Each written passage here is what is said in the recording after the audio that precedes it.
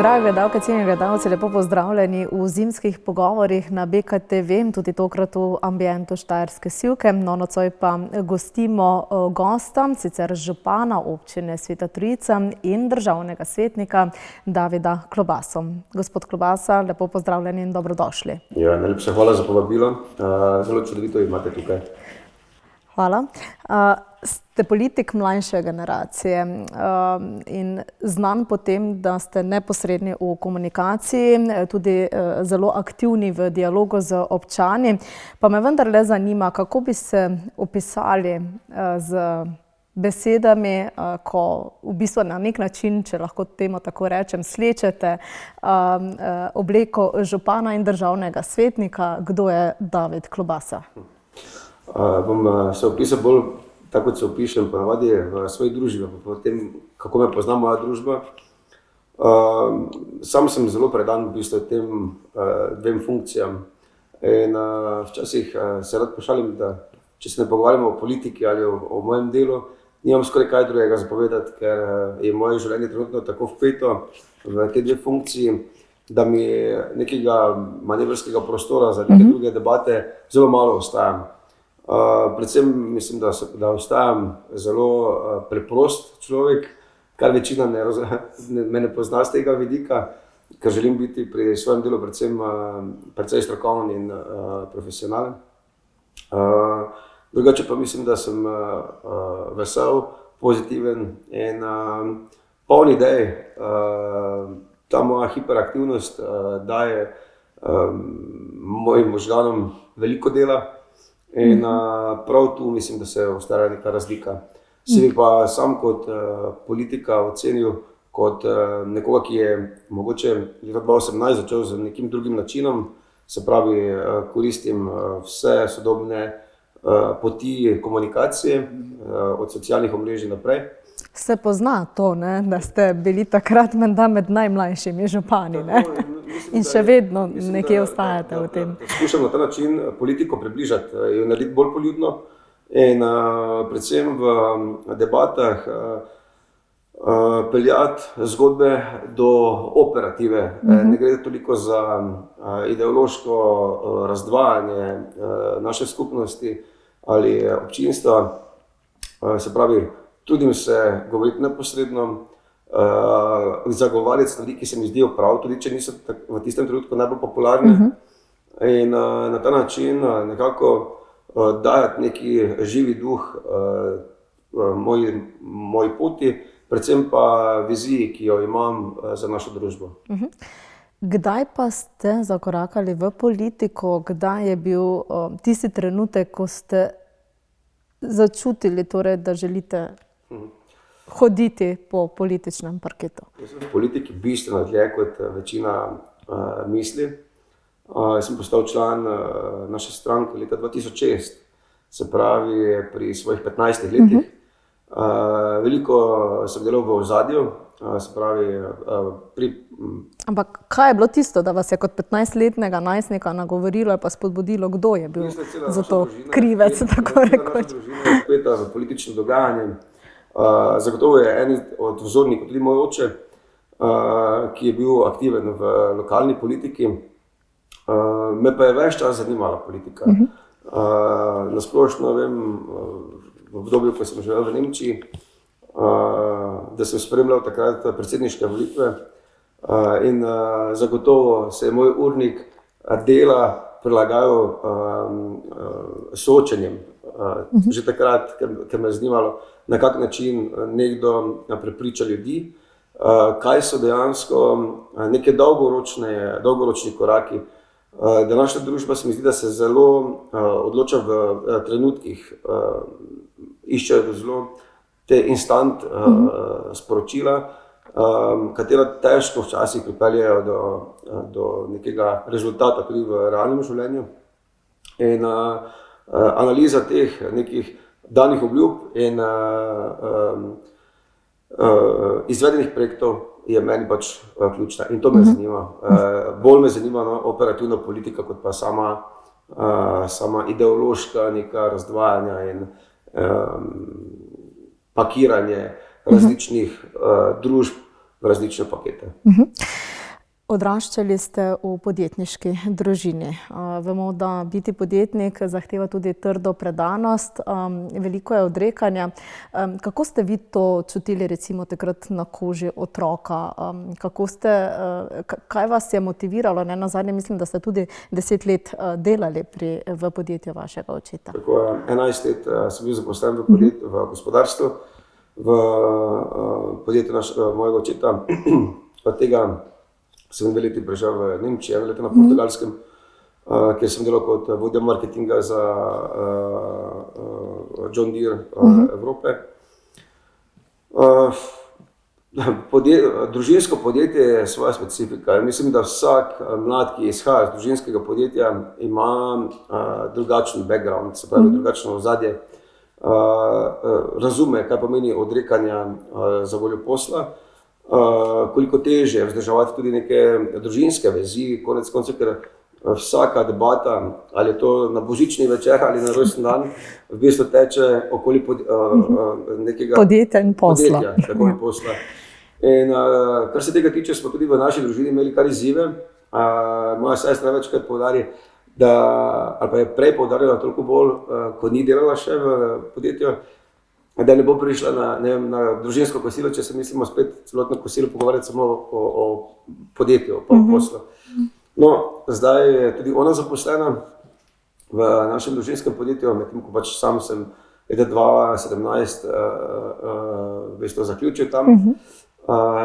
In zdaj sem pa jaz tisti outsider, ki pride na kosilo in sedim in vidim, da se nič ni spremenilo, da še vedno teče beseda v naši družini samo o poslu. Seveda pa odraščamo s tem, imamo neke druge, mogoče tudi pozornost na to in bistveno bolj cenimo ta skupen čas, se mi zdi. Zagotovo pa iz vidika politike je prav to točka, ki daje eno stabilnost in predvsem en realen pogled na življenje. In ko začneš delati na drugi strani, se pravi v politiki, razumeš približno, kaj so težave in izzivi enih vsakodnevnega podjetništva ali čisto normalnega življenja. Torej, 11 let v družinskem podjetju.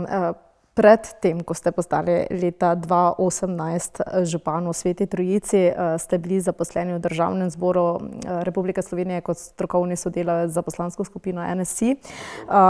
Delovali ste kot samostojni podjetnik. Vemo, da obilo izkušenj ste pridobili tudi kot vodja marketinga, ne samo v Sloveniji, ampak tudi v tujini. V javnosti smo vas nekako tudi prepoznali, ko ste bili član zasedbe Casanova. Pa me zanima, kaj od tega ste najraje počeli oziroma kar morda danes ne bi? Vse bi ponovil še enkrat isto. Zato, ker se mi zdi, da večkrat poudarjam, da je življenje sestavljeno iz faz. Vsako naše življenje je sestavljeno iz različnih faz odraščanja, dojemanja, tudi samega razvoja. In leto 2007, v bistvu, ko smo začeli z to našo glasbeno kariero, ki je trajala dobre 3 leta, je bilo eno obdobje, ki mi je ogromno dalo. Ogromno sem se naučil, začel sem razumeti, kako delujejo mediji. Ogromno prijateljstev imamo še od tistega trenutka, tako da vse bi še enkrat ponovil, kar se tega tiče. Vsaka stvar ima svoje prednosti in ima svoje slabosti, seveda, ampak tako kot se spreminjajo področja delovanja vsakega posameznika, se spreminja tudi naše življenje. In jaz mislim, da je to en tipičen znak enega odraščanja, enega dozorevanja in verjamem, da vsaka faza človeka v bistvu gradi in mu daje vrednost. Kaj je bilo pa tisto, kar vas je spodbudilo, da ste se podali v boj za župana leta 2018, dobili mandat in seveda še en mandat? Če sem čisto iskren, je zadnja opcija bila delo v lokalni politiki, ko sem si zamišljal svojo politično kariero.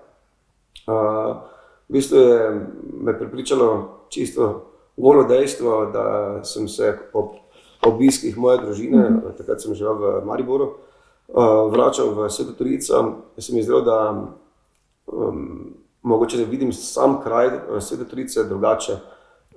Zdelo se mi je, da so se Trojičani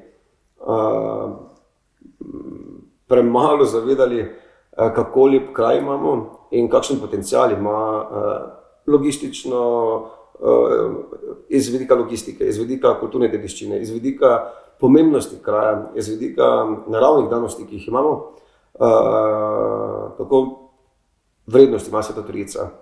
In to prepričanje in ta vera v to in vizija, kaj Sveta Trojica lahko je, me je v bistvu pognala v to, da sem se šel boriti za županski mandat.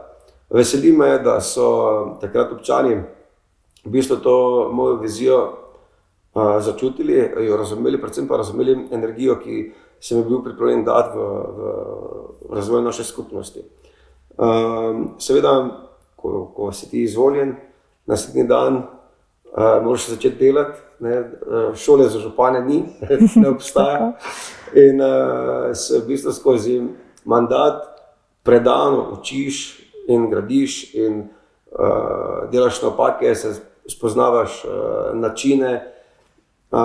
Sam sem imel to srečo ali nesrečo, kjer sem imel veliko potikanj in polen pod noge, ampak vsako to poleno me je motiviralo za to, da sem še dodatno se poglobil v določena področja in menim, da danes zelo, zelo dobro poznam delovanje občine. Prav zaradi vseh izzivov, ki so mi v zadnjih 8 letih bila poslana na pot. In danes mislim, da Sveto Trojico, da smo dokazali v neki meri v teh prvih 7 letih, da se da. Jaz vidim, da ljudje verjamejo v nekaj več. Jaz se spomnim predvsem prvega trenutka leta 2019-2020, ko sem prvič prinesel sliko pa render našega novega vrtca. In ta projekt je bil za mene mogoče malo mejnik iz vidika razumevanja in spreminjanja, dojemanja naše občine in tudi naših občanov.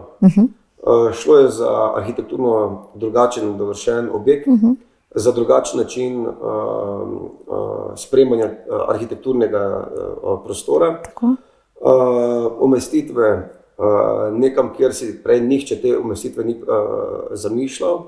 In s tem smo razširili tudi samo razmišljanje o prostoru, razmišljanje o arhitekturi, o kulturi bivanja. In zato mi je projekt vrtca bil tako zelo pomemben, da ga izpeljemo in dokažemo, predvsem pa da damo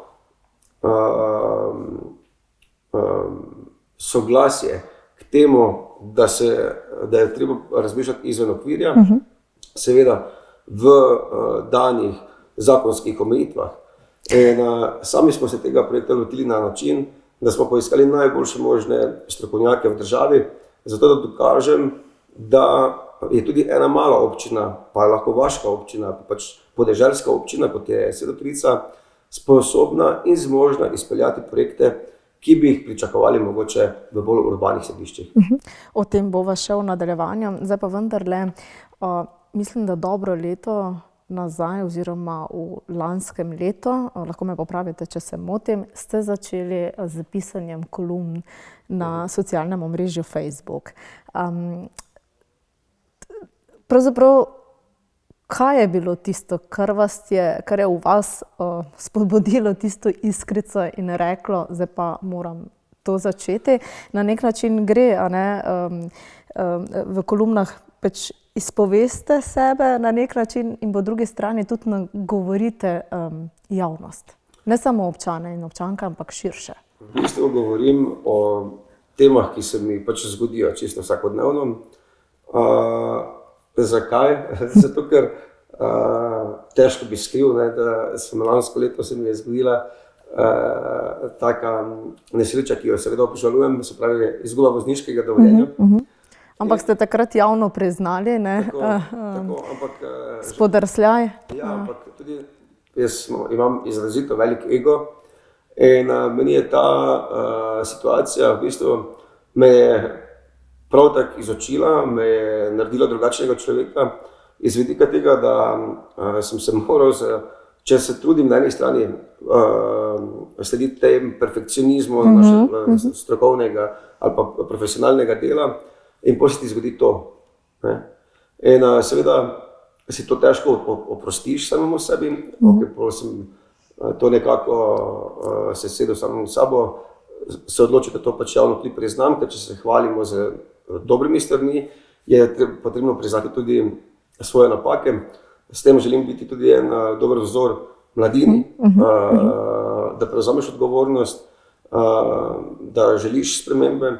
No in prav zaradi tega sem jaz potem, ko pač izgubiš vozniško, začel hoditi v Ljubljano na vlak. In 2 uri do Ljubljane. Več časa in možnosti. In ti sediš na vlaku in takrat sem začel v bistvu s pisanjem kolumn, ki so postale zelo, zelo brane v zadnjih mesecih, sploh po tistem, ko je moje kolumne delila predsednica države in podobno, ker se pač dotikam različnih tem, od državno-političnih do lokalnih, do čisto družbeno-kritičnih. Imajo moje kolumne dosega do 3,3 milijone ogledov, sem imel v piku, se pravi v teh vrhuncih. In vidim, da s tem dajem tudi pač svoje razmišljanje, pa svojo neko politično opredelitev jasno na pladen družbi in pa skupnosti. Tako, ko je zadeva zapisana, tudi kadarkoli za nazaj ali pa za prihodnost mi je pomembno, da lahko vsakič znova se vrnem in rečem, da moje stališče je bilo že javno izraženo takrat pa takrat.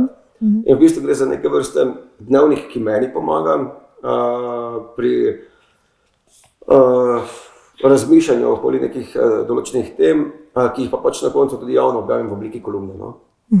Tako da to je ključen razlog. Spravi, iz vsega slabega, če gledamo zdaj izgubo vozniškega izpita, do tega, da mogoče več razmišljam o družbi, o politiki, o sebi, konec koncev. In to pač sem toliko razdelal samega sebe, da to tudi javno objavim. Torej, nauk je bil iz tega, kar se je zgodilo, bilo je tudi kar nekaj polem, pa vendarle, zdaj ste rekli, začeli ste uporabljati torej javni potniški promet kot vsakdanji uporabnik na poti tja in nazaj. Kako bi opisali? O tem včasih objavim kako pripetijo, naprimer recimo, enkrat je vlak tako dolgo potreboval do Ljubljane, da sem v bistvu zamudil vse, zakaj sem v Ljubljano prišel. Bolje, da ste se nadaljavo povezali z ostalimi. Jaz mislim, da na javnem potniškem prometu ima naša država še veliko za narediti. Predvsem, če gledam iz vidika tega, da rad potujem, da rad spoznavam ostale države in investicije ostalih držav v javno infrastrukturo in ostale projekte. Tu večkrat dajem za primer Poljsko, ki vemo, da je bila uničena po vojni. In ko pogledaš Poljake, kaj so ustvarili in s kako vero in entuziazmom gradijo novo Poljsko, da se vračajo mladi, ki so leta nazaj se izselili iz Poljske nazaj v svojo državo, bi pač priporočal, včasih gledamo za Kitajsko, gledamo Ameriko in se zgledujemo po nekih tujih celinah. No. Mi imamo v bližini primer dobre prakse, Poljska je postala evropska gospodarska velesila, ni več Nemčija na prvem mestu, že dolgo je Poljska in vsakemu priporočam, da si o tem, kako se loti neke sodobne izgradnje države po meri mladega človeka ali pa po meri projektov, ki kljubujejo ritmu časa, zagotovo naj ogledajo Poljsko. Dobro, nadaljujemo po kratkem predahu, zato ostanite z nami.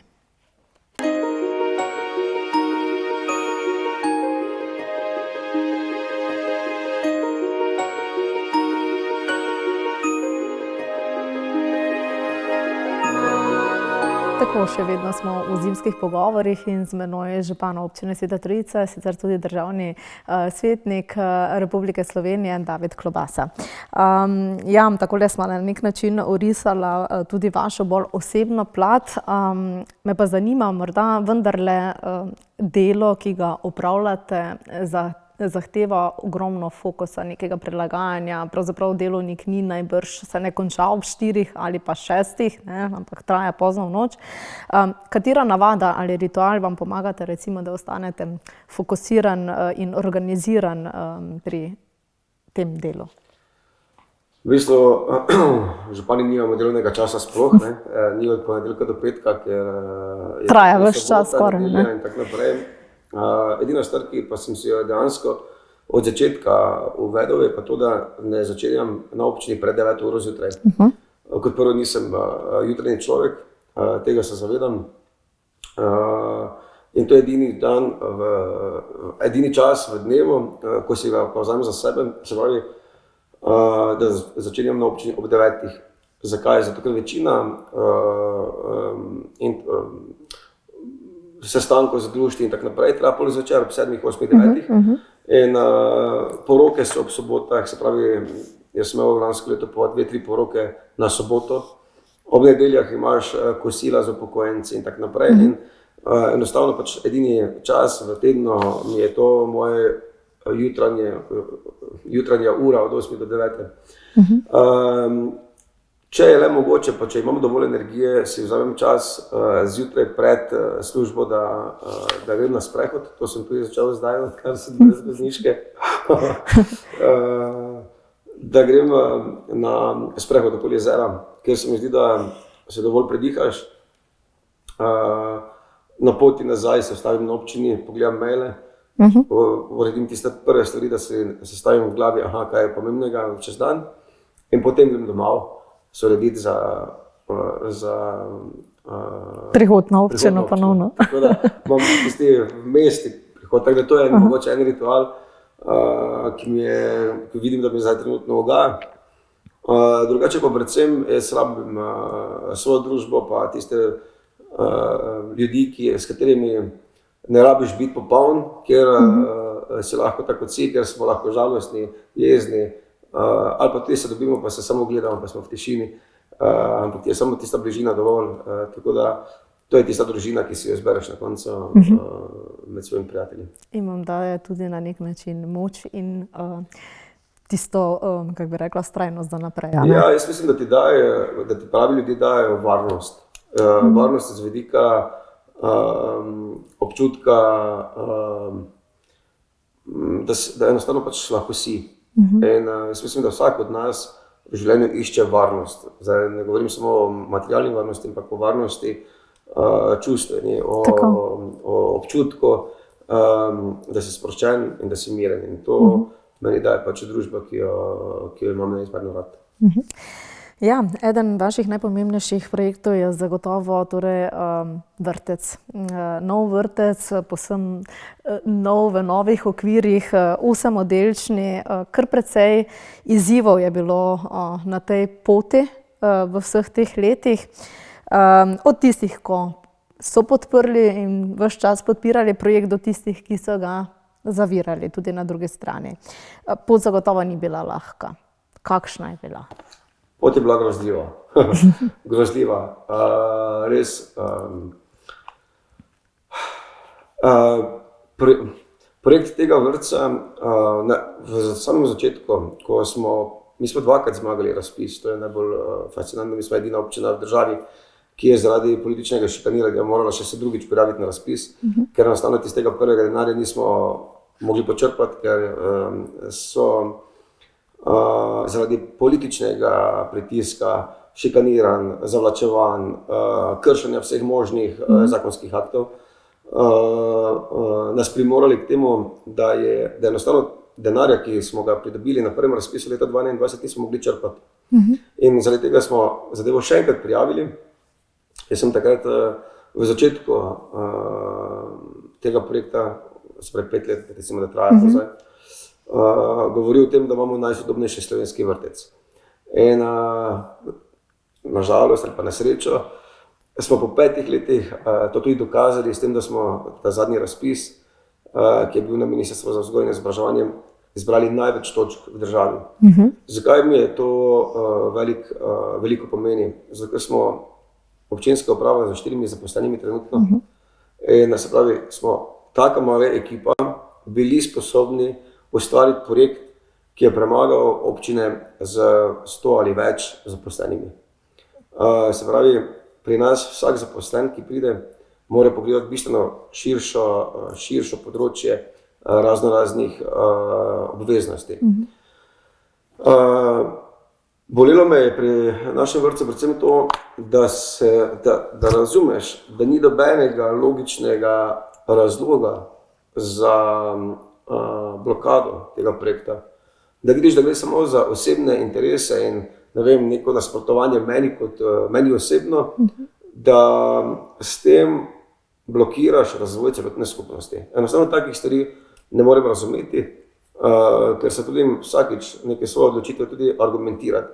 Vsako kritiko spremem in se ji posvetim, če je argumentirana in če je konstruktivna.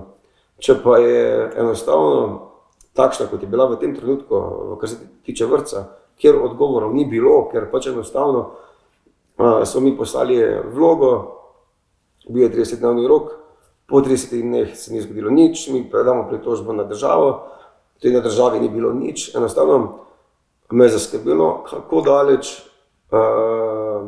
pelje ta politični konstrukt, ki se je tu v tem primeru pri nas dogajal. Sami veste, da sem zadnje volitve sem proti kandidata, ki je mi tudi sprožil 4 kazenske ovadbe. Sem v vsem tem času, ko ljudje od tebe pričakujejo maksimalno produktivnost in pa delo, se ukvarjal še z nekimi nebulozami teh osebnih napadov in resnih obtožb, konec koncev, ker to ni bilo enostavno. Ko imaš ti preiskavo na občini, to, kar se je nam zgodilo, in bi moral zadeve peljati naprej, ti imaš pa kriminaliste v pisarni, je malo tak, ne. In na koncu, v glavnem, vse te 4 kazenske ovadbe, ki sem jih imel, potem jih je prišlo še 5, v glavnem vsega skupaj 9, vse so padle, ampak enostavno sem se pa odločil, da teh zadev več ne bom toleriral in sem tudi podal nazaj tožbo in osebno tožbo proti mojemu kandidatu, ki mislim, da je zdaj v zaključni fazi. Jaz želim, da za take zadeve ljudje odgovarjajo. Sam odgovarjam s polno odgovornostjo za delo na občini in takih polem pod noge, kot so se pa dogajali v tem primeru, pa enostavno več ne bom dovolil, in ker so slabe ne samo zame, ampak za razvoj celotne skupnosti. Vendar gre za pridobitev oziroma izboljšanje kvalitete življenja mladih družin, otrok. Mi smo sicer izgubili denar, tisti prvi iz prvega razpisa. K sreči pridobili na drugem razpisu, smo bili uspešni na drugem. Ampak izgubili smo pa res čas. In časa pa ne moreš ovrednotiti. In jaz bi v tem trenutku si želel videti naše malčke v novem vrtcu, kjer bi imeli danes tudi zaradi selitve iz šolskih prostorov v nove prostore vrtca dovolj prostora za šolarje. Mi imamo v tem trenutku, v tem letu se soočamo s problematiko prostorske stiske v šoli. V jeseni imamo 2 prva razreda, ker imamo toliko otrok, kar je sicer sladka skrb, ampak po tem upravljanju prostora, ki smo si ga zdali leta 2020, smo planirali, da bo v tem trenutku ta prostor že nastal. In zdaj se ukvarjamo s tem, kje bomo ostali dodatne enote, kamor bomo dali pač otroke v jeseni. Gradbeno dovoljenje je bilo konec oziroma v jeseni lanskega leta. Kako daleč pa ste torej zdaj? Vse skupaj je seveda vso dogajanje zavleklo, pa vendarle. Zdaj smo tik na tem, da objavimo razpis za izvajalca. Projekt bo tekal v javno-zasebnem partnerstvu. Sami smo počrpali v tem trenutku 1 700 000 iz razpisa za vzgojo in izobraževanje. In slab milijon iz inovativnih projektov zelene infrastrukture. Pomeni, v tem trenutku imamo 2 milijona 700, se pravi slabe 3 milijone iz vidika ministrstev. Projekt je ovrednoten na 6,2 milijona. Računam, da bomo počrpali slab milijon še iz ekosklada. Se pravi, če gledamo samo, da koliko denarja smo uspeli najti na razpisih, mislim, da smo primer dobre prakse, kar se tiče financiranja tega projekta. Jaz si srčno želim in po naši časovnici bi se sam začetek gradnje moral pričeti konec maja, začetek junija. Tako da tega se verjetno vsi Pritličani zelo, zelo veselimo in celotna ekipa občine Svetolica res intenzivno na tem tudi dela. Tako da bi potem že v letu 2028-2029 lahko tudi... 2027 jesen, 2027 želimo imeti vpis. Se pravi... Tako dejanski prehod in koriščenje tega vrtca pa v letu 2028 zagotavljamo. Ne, 2027. Mi želimo septembra 2027, vem, da je časovnica kratka, ampak glede na to, koliko so bili težav, koliko smo imeli teh nekih res neprimernih pozivov k temu, smo ta projekt tako daleč pripeljali in tako razdelali v detajle, da računam, da pri sami gradnji ne bi smelo biti nobene težave in se mi zdi, da pač je velika verjetnost, da lahko ta vrtec zgradimo v 13 mesecih. Tak je tudi plan. Pomeni, če junija začnemo, smo julija naslednje leto gotovi in septembra imamo vpis. Upam, da se izteče tako. Sicer pa omenili ste torej javno-zasebno partnerstvo. Ni pogosto, pravzaprav, katere so tiste prednosti in pa tudi morda pomanjkljivosti. Kaj bo to prineslo, ne? Zdaj nekako sodelovanje, to ste vključili oziroma mislim, da na zadnji seji v lanskem letu potrdili za obdobje 15 let. To, da bomo šli v javno-zasebno partnerstvo, kar se tega projekta tiče, je bilo skoraj jasno že od samega začetka kot prvo, ker je treba zagotoviti dovolj sredstev. Po drugi strani pa imamo arhitekturo, ki ima te ravne strehe. Zdaj, gradbinci včasih... In zelene, ne? Kot jih rade poimenujemo. Zelene strehe in gradbinci večkrat rečejo, obstajajo ravne strehe, ki puščajo, pa tiste, ki še bodo. In jaz se tega zelo, zelo dobro zavedam, te problematike in me prav iz varnosti in zagotovila, da bo ta ravna streha narejena tako kot mora. Si želim javno-zasebnega partnerstva, kjer bo gradbinec v bistvu 15 let s tem objektom moral upravljati. Po 15 letih nam ga bo predal. Pomeni, s tem imamo mi neke vrste garancijo, ki bo v naslednjih 15 letih morala, pač koncesionar, bo moral ta objekt nam po 15 letih predati v prvotnem stanju. Pomeni, vsakršna napaka je na plečih izvajalcev. In to se mi zdi pomembna garancija za naše občane. To je bil en izmed prvih pogojev, ki pač si ga sam tudi želim. In jaz mislim, da je to win-win za vse. Seveda me pa skrbi vse to, kar vidimo danes, kar se dogaja na državni politiki. Dvig minimalne plače, ki jo podpiram, ampak dvig minimalne plače pomeni, da ekonomska cena vrtca raste. Dvig električne energije, vseh ostalih življenjskih stroškov povečuje vrednost oziroma dviga ceno vrtca. Zato si želim, da sploh plače vzgojiteljic prevzame država, ker to je trenutno na občinskih plečih. In kar nekaj raznih stroškov nam država prenaša sedaj na občinsko raven oziroma upravlja z našimi stroški, brez da bi se pogovorila z občinami. Mi ne dobimo niti evra več za plače, kar pomeni, da nam odtrgajo razvojni proračun. Zato, ker pač pokrivamo stroške, ki so nastali z dvigom minimalne plače, dodanjem božičnic, regresov in tako naprej.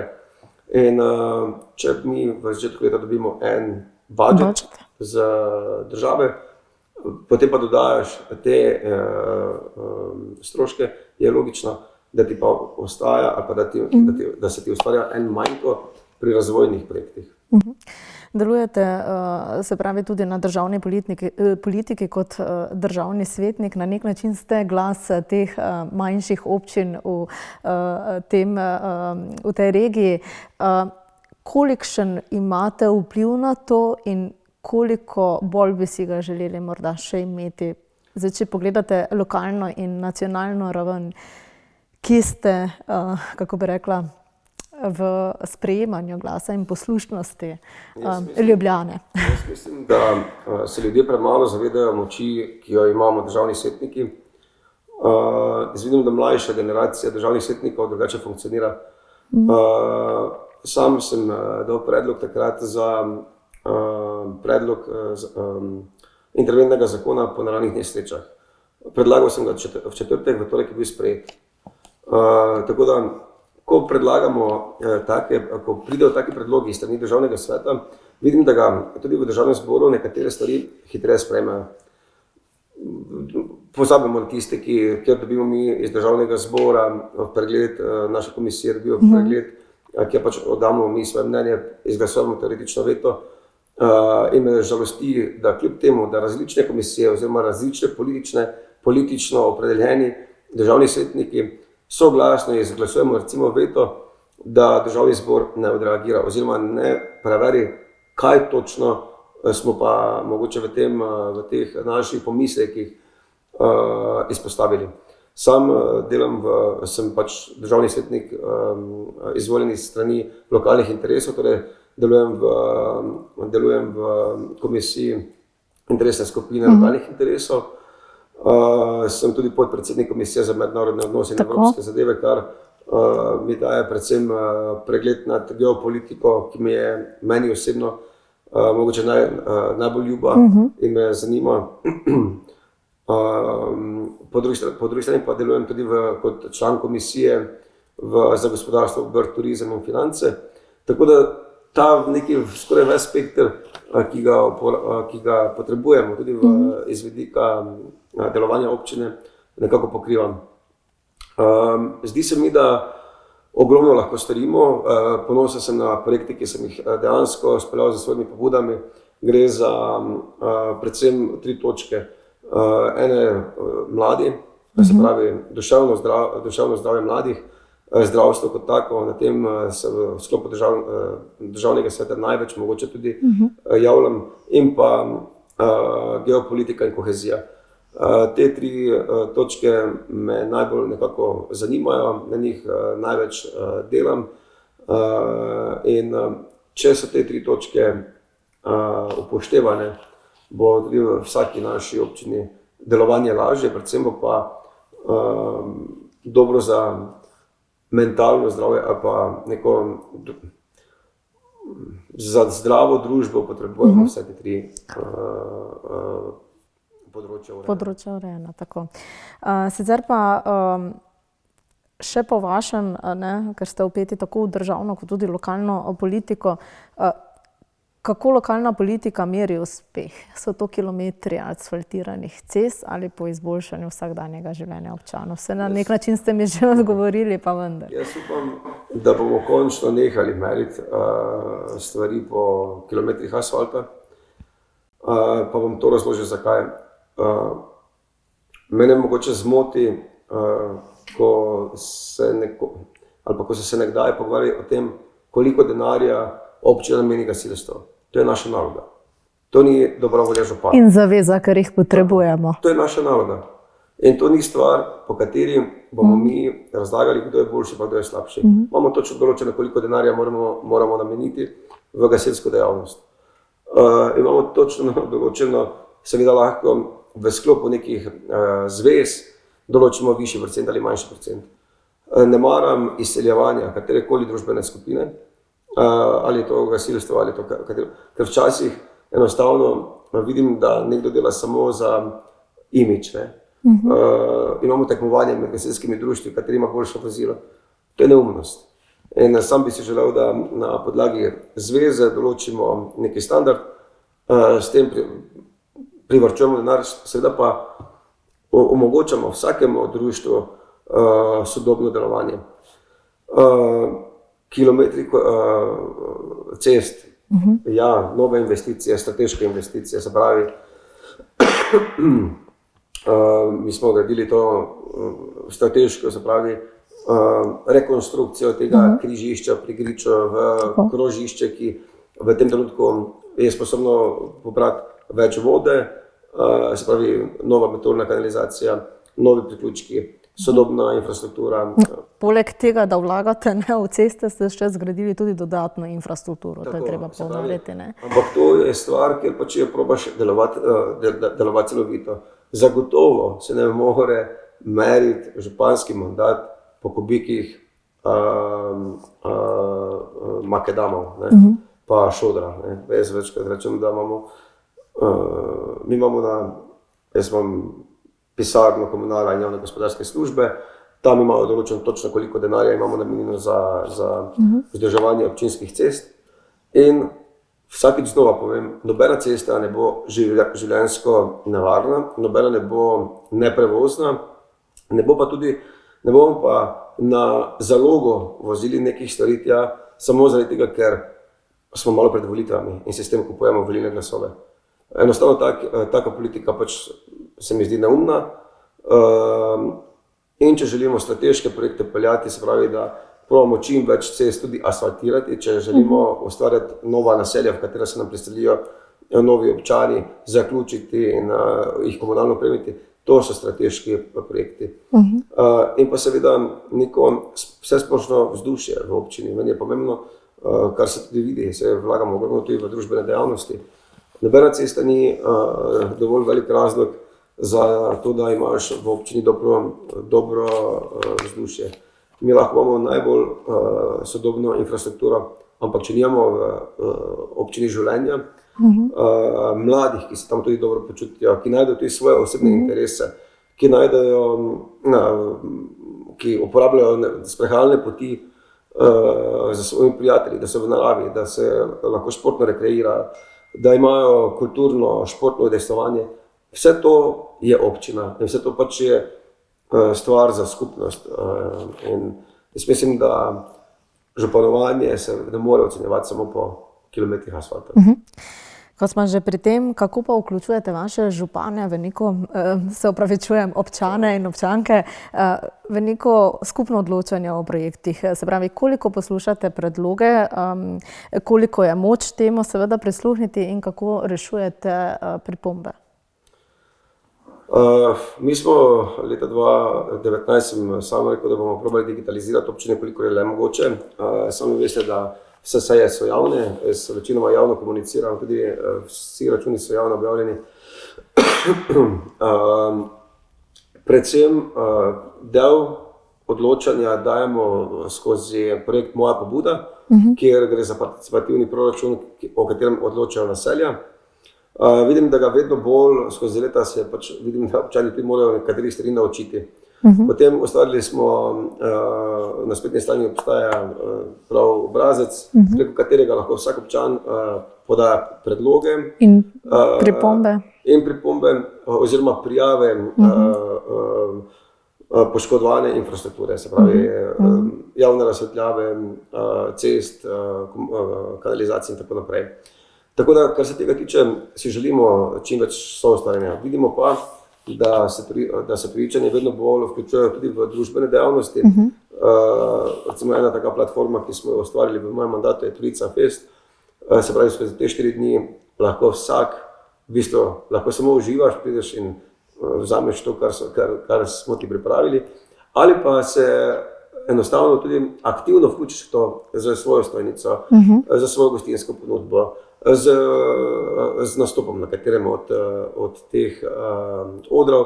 V glavnem, Menim, da je priložnosti več kot dovolj, več kot si mogoče celo občani, več kot so občani celo pripravljeni dati v tem trenutku. No.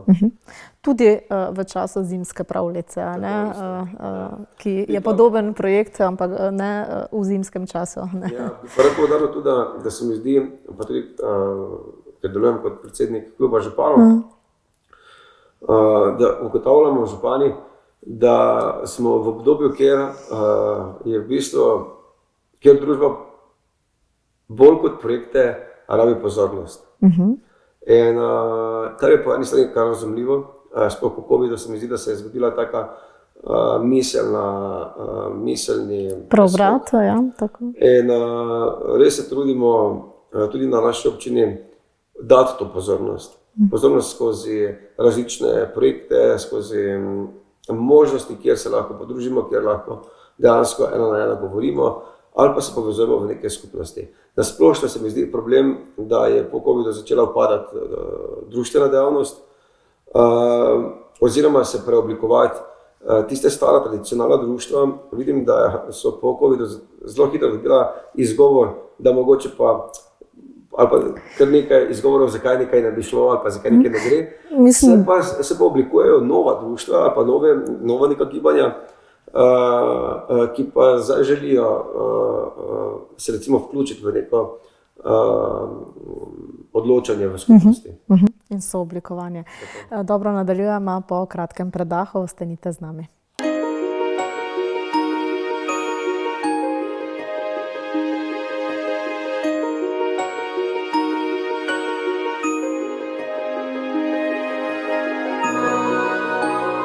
Še vedno smo v zimskih pogovorih in z menoj še vedno David Klobasa.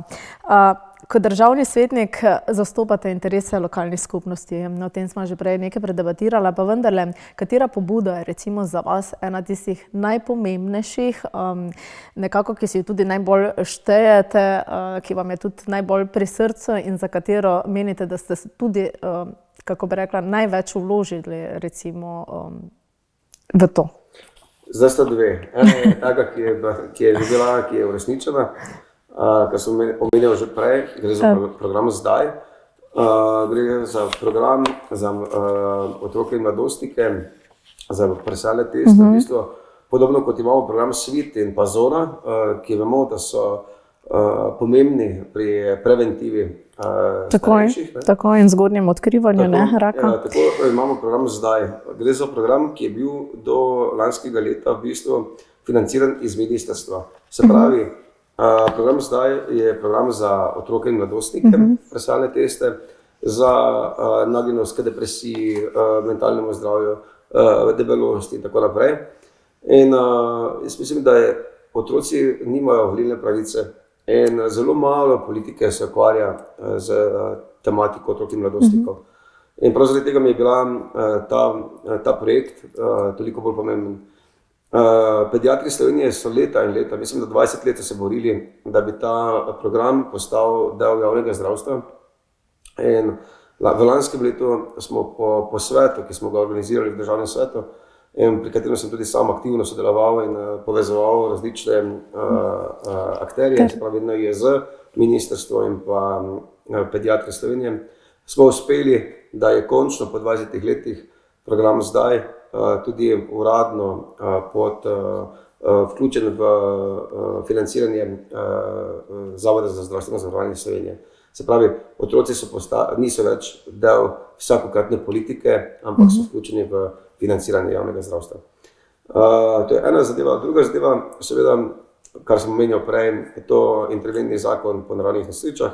Tretja zadeva, ki pa je v dogajanju sedaj, spet gre za mlade, je pa v bistvu pobuda na podlagi problemov, ki jih vidimo sploh v severovzhodni Sloveniji, je prekomerna telesna teža otrok in mladostnikov in pa mentalno zdravje. In v Sloveniji obstaja samo ena bolnišnica, ki se s tem ukvarja. To je bolnišnica Stična, ki sem jo v prejšnjih letih tudi obiskal. Se več pozanimal. Pediatri že dolgo opozarjajo na problematiko, ki jo omenjam. In nujno potrebno bi bilo ustvariti tretji center oziroma drugi center za zdravljenje debelosti in pa pomoč pri psihosomatskem stanju otrok in mladostnikov.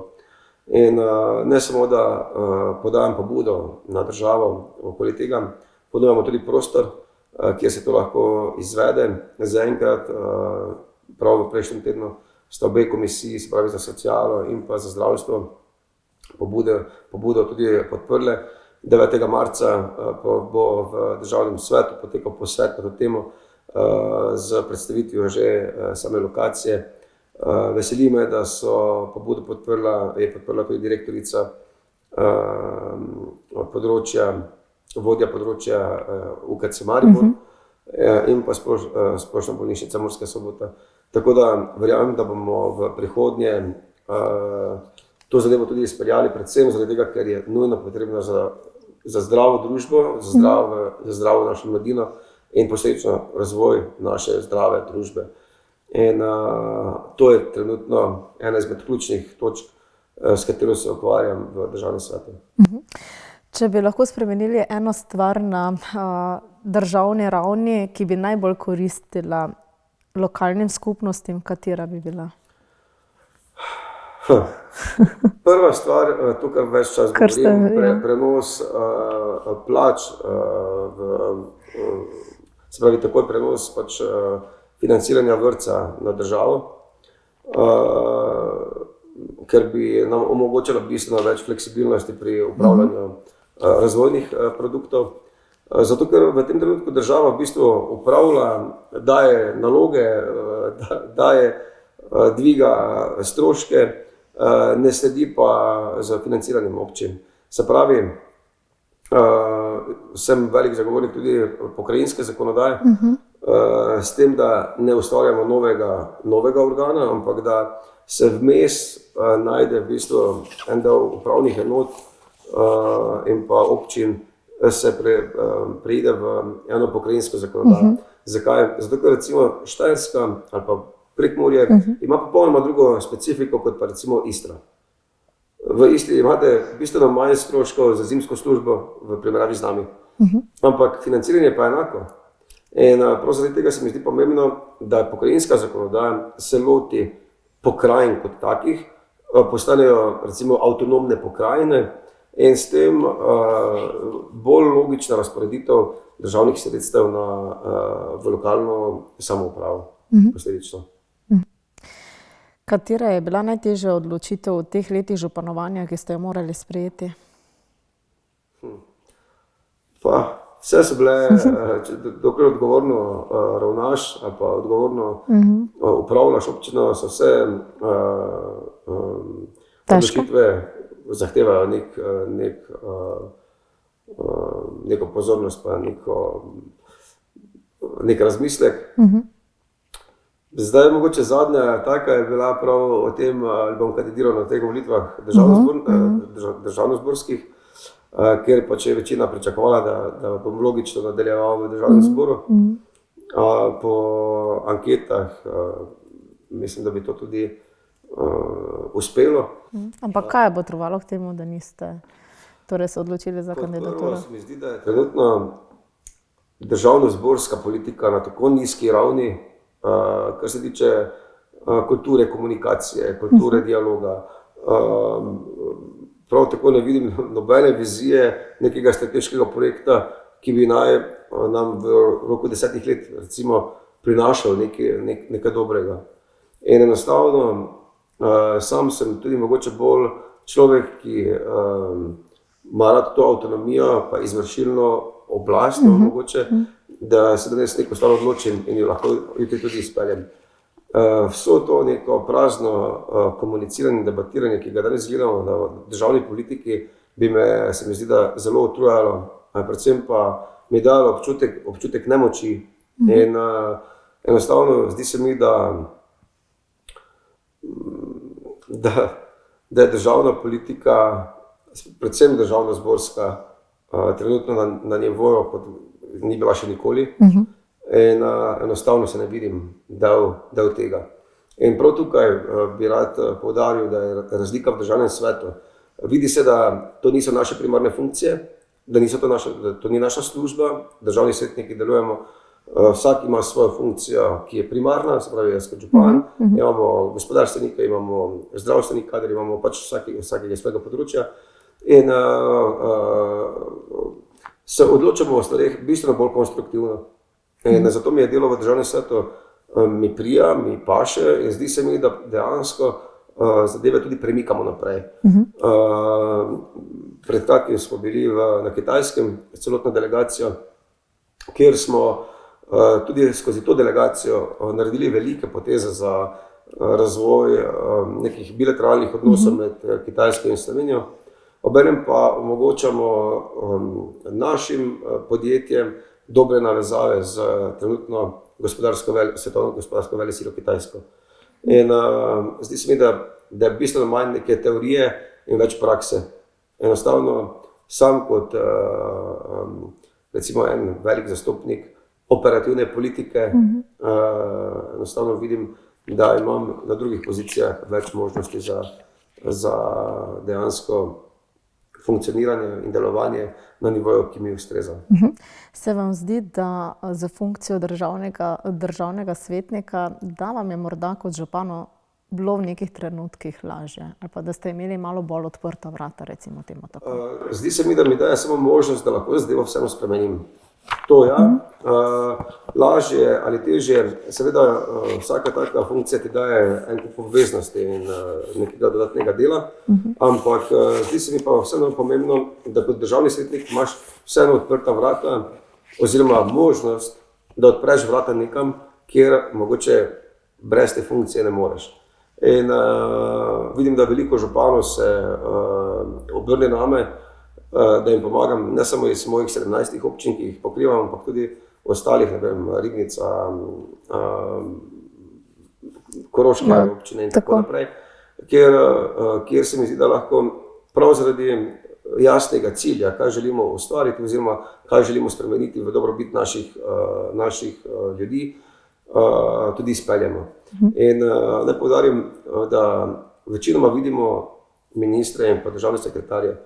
Na ministrstvih v vsakem primeru delajo ljudje, ki so prešli že več različnih vlad in so super operativni in so odlični in se z njimi dejansko velikokrat da ustvariti skoraj nemogoče. In takšne partnerje iščem na ministrstvih, v občinah, v društvih, take, kjer pač imamo skupno vizijo, zato da bomo skupaj premaknili stvari na bolje. In želim si, da smo na ta način tudi en vzor tistim, ki misli, da se zadev ne da premakniti. Čas nas že malo prehiteva, pa vendarle za konec, ki vidite občino Sveta Trojica čez denimo 10 let? Jaz sem leta 2018 začel svojo kampanjo s tem, da sem rekel, da bo Sveta Trojica urbano podeželje. Pomeni, imamo vso urbano infrastrukturo, ampak vso prednost podeželja, zdrav zrak, lepe sprehajalne poti, sodobno infrastrukturo, predvsem pa vzdušje in pa eno dodano kakovost bivanja za vse, ki si Sveto Trojico izberejo za svoj dom. O tem, ali še boste en mandat oziroma ali se boste še podali na lokalnih volitvah v boj? Tudi imamo še do konca ta čas za razmislek. Dobro, hvala lepa, vse dobro in naj vam se uresničijo torej tisti izzivi in projekti, ki ste si jih zadali v tem mandatu. Hvala za ta lep klepet in me zelo veseli. Hvala in lepo pozdrav tudi vsem gledalkam in gledalcem. Hvala lepa tudi vam, dragi gledalke in gledalci. To je za danes vse. Imejte se lepo. Z vami bomo znova prihodnjič, do takrat pa srečno.